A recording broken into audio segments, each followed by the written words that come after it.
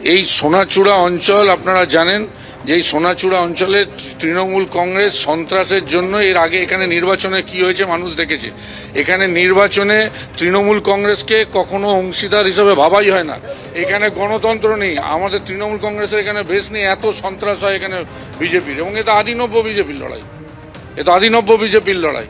একটা পারিবারিক বিবাদকে কেন্দ্র করে আদিনব্য বিজেপির লড়াই, আর সেখানে রং চড়িয়ে দিয়ে তৃণমূল কংগ্রেসকে দোষারোপ করার চেষ্টা হচ্ছে। আর তৃণমূল কংগ্রেসের লোকজনদের বেছে বেছে দেখছেন তো, একদম বেছে বেছে। না, ওটা পারিবারিক বিষয় না, ওটা পার্টিগত বিষয়।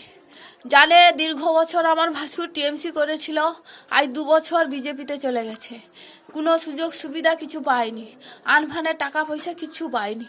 এই জন্য আমার ভাসুর চলে গেছে। তাদের আক্ষেপ যে ও শালা চলে গেছে, ওকে মেরে ফেলবো, এই জন্য মেরে ফেলেছে। তৃণমূল নেতৃত্বরা বলছে যেটা পারিবারিক বিবাদে খুন হয়েছে, এর সঙ্গে তৃণমূলের কোনো যোগ নেই। না, ওটা পারিবারিক না, ওটা পার্টিগত ব্যাপার। ওকে 4 লাখ করে দেখে ওকে মেরে ফেলেছে, আমার শাশুড়িকে মেরে ফেলেছে, আমার ভাসুরকেও অসুস্থ করে দিয়েছে।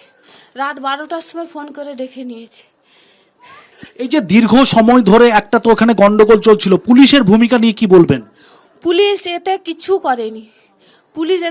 করেনি, পুলিশ থাকতেও কোনো স্টেপ নেয়নি। তার জন্য আমি বলছি যেন সিবিআই তদন্ত করা হোক। পুলিশের কাছেও অভিযোগ করছি, আর পুলিশ মন্ত্রীর কাছেও অভিযোগ করছি, পার্টির থেকেও অভিযোগ করছি যে আমার যে শাশুড়ি মারা গেছে এবং আমার ভাসুর যে পিজিতে আছে, তার জন্য ওটা সিবিআই তদন্ত করা হয়ে ধরা হোক। এবার শেখালো, দাঁড় করিয়ে রেখেছে, এটা নিয়ে কোনো ব্যাপার নেই। মানুষ তো দেখছে, সারা বাংলার মানুষ, যে কিভাবে দোকান ঘর দৌড় সব পুড়িয়ে দেওয়া হয়েছে।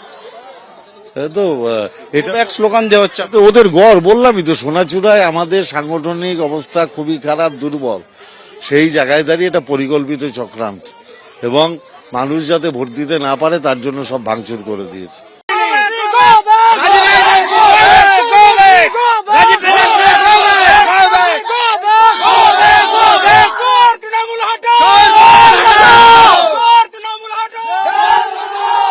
একদিকে যখন তৃণমূলের প্রতিনিধি দল তারা এসে পৌঁছেছেন এবং রাস্তায় দাঁড়িয়ে রয়েছেন, দেখাতে বলবো পার্থ ভৌমিক, রাজীব বন্দ্যোপাধ্যায় সহ তৃণমূলের প্রতিনিধি দল তারা রাস্তার মধ্যে দাঁড়িয়ে রয়েছেন। ঠিক এই যে গ্রামের মধ্যে, সেখানে যারা গ্রামের বাসিন্দারা বিজেপি কর্মীরা তারা কিন্তু একেবারে বিক্ষোভ দেখাচ্ছেন এবং তারা গো ব্যাক স্লোগান দিচ্ছেন এই মুহূর্তে এখানে। আমরা বিজেপি করে, আমার সাধারণ মানুষ, আমরা দেশের জনগণ, আমরা ঘটনা না, মিথ্যা কথা এগুলো বানিয়ে বলছে, এগুলো